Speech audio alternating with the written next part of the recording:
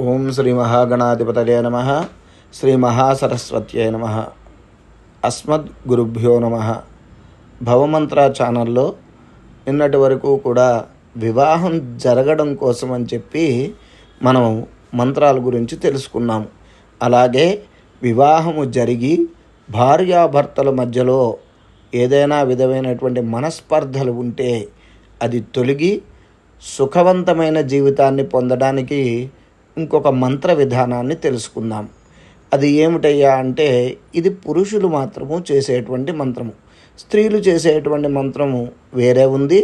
నేను అది ఇంకొక వీడియోలో మీకు తెలియజేస్తాను. ఎందుకు చెప్పటం లేదయ్యా అంటే ఇది పురుషులు చేస్తేనే బాగా పనిచేస్తుంది కాబట్టి పురుషులకి సంబంధించిన మంత్రాన్ని మాత్రం ఇక్కడ తెలియజేస్తున్నాను. భార్యాభర్తల మధ్యలో మనస్పర్ధలు ఉన్నా, ఎడబాటైనా, ఒకరి మాట ఒకరికి నచ్చకపోయినా, ఏదైనా గొడవలు జరుగుతూ ఉన్నా భార్యాభర్తలు అన్యోన్యత పొందుటికై చెబుతున్నటువంటి మంత్రము. దీన్ని ఏమంటారయ్యా అంటే దీన్ని మన్మథ మంత్రంగా కూడా పరిగణింపబడతారు. ఎప్పుడైనా సరే భార్యాభర్తల మధ్యలో ఆకర్షణ కలిగినప్పుడు మాత్రమే వారి యొక్క జీవితము సుఖముగా సాఫీగా జరుగుతుంది. ఒకరినొకరు అర్థం చేసుకోగలుగుతారు కాబట్టి వారికి అన్యోన్యత కలుగుటకై ఈ మంత్రము విశేషంగా పనిచేస్తుందన్నమాట. ఈ మంత్ర అధిష్టాన దేవతలు ఎవరయ్యా అంటే మనకి లలితా త్రిపుర సుందరి అమ్మవారు తెలుసు. ఆవిడ చేతిలో 5 బాణములు ఉంటాయి. అలాగే మనం లలితా చరిత్రను తెలుసుకున్నట్టయితే కనుక ఈశ్వరుడు మన్మధుణ్ణి దగ్ధం చేసినట్టుగా కూడా చరిత్రలో శివపురాణంలో మనకి చెప్పడం జరిగింది.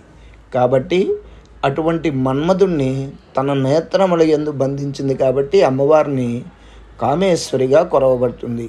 ఆ చేతిలో ఉన్నటువంటి బాణములు ఏమిటయ్యా అంటే సంతాపన, సందీపన, సమ్మోహన, ఆకర్షణ ఇలా పేర్లు కలిగినటువంటి 5 బాణాలు అమ్మవారి దగ్గర ఉంటాయి.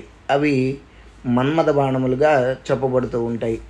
అటువంటి బాణములకు సంబంధించినటువంటి మంత్రమే. అంటే ఈ బాణ ప్రయోగం జరిగితే కనుక ప్రతి మనిషిలోనూ కూడా వారు అనుకున్నటువంటి ధర్మబద్ధంగా వివాహం చేసుకున్నటువంటి భార్య కానీ భర్త కానీ వారిద్దరికీ కూడా ఆకర్షణ కలుగుతుందన్నమాట.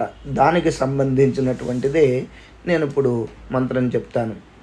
అయితే ముందుగా లలితా త్రిపుర సుందరి పటం కానీ లేదా అమ్మవారి పటం ముందు కానీ ఈ మంత్రానుష్ఠానాన్ని చేయాలి. ఈ మంత్రానుష్ఠానం చేసేటప్పుడు ఆవునేతితో దీపం వెలిగించి ధూపం వేసి ఈ మంత్రాన్ని అనుష్ఠానం చేయవలసి ఉంటుంది.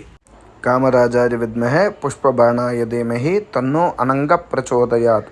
ఈ మంత్రాన్ని జపం చేస్తూ ఉంటే భార్యాభర్తల మధ్య ఆకర్షణ పెరిగి జీవితం సుఖవంతంగా ఉంటుంది. ఇది కేవలము భార్యాభర్తల గురించి మాత్రమే తెలియజేసినటువంటి విషయము.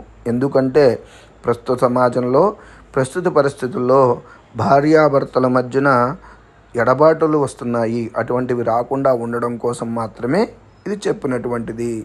సర్వే జనా సుఖినో భవంతు.